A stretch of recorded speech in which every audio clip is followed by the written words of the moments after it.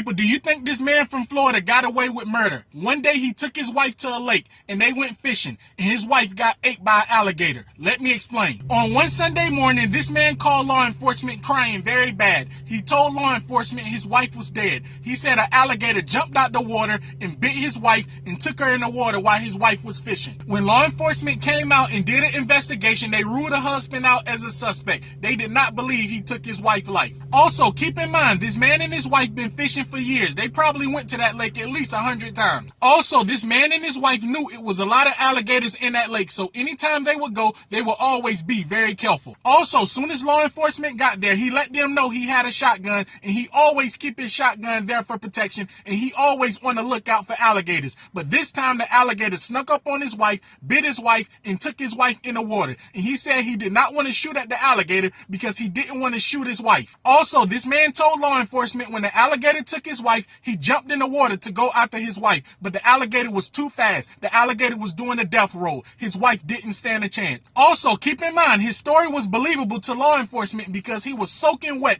and dirty when law enforcement got there. He was very emotional. He was crying very bad. Mind you, this man was married to his wife for 9 years and they didn't have any financial struggles, so law enforcement didn't believe it was money motivated. Also, keep in mind, the husband did have a $300,000 insurance policy on the wife, but law enforcement didn't believe that was his motive to take his wife's life because remember, they was doing very well financially. Now that we have that out the way, after this man's wife died, the family did a memorial service. After they did a memorial service, hell broke loose. This woman's family went to law enforcement and told them several reasons why they think he took her life. They told law enforcement she caught him cheating 3 different times and she threatened to divorce him and he was afraid to lose anything in divorce court. Also, they told law enforcement he beat her up several times. She would call them crying, but she begged them not to tell anyone, so they didn't tell anyone. So now she's dead. They said that's why they going to law enforcement. Also, they told law enforcement she found out he had another kid with another woman that he never told her anything about it. They also told law enforcement he threatened her life several times. Anytime she would threaten to divorce him, he would threaten her life. He said he would take her life if she ever divorced him. He said he's not going to lose a penny in divorce court. And people, it went on and on. They told law enforcement a lot of stuff trying to get this man arrested, trying to get them to open an investigation on this man, but they didn't have any proof. The only thing they would tell law enforcement